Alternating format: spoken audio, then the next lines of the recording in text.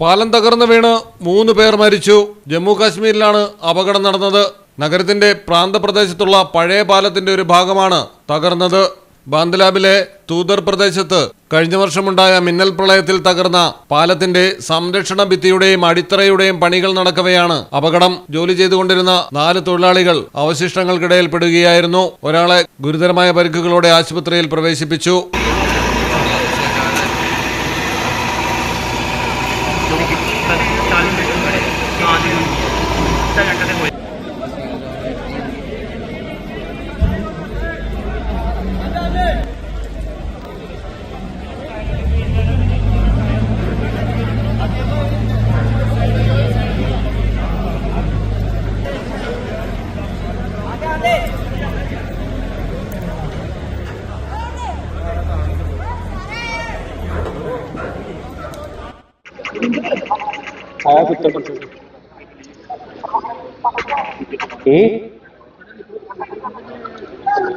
സംഭവത്തിൽ 2 എഞ്ചിനീയർമാരെ സസ്പെൻഡ് ചെയ്തിട്ടുണ്ട്.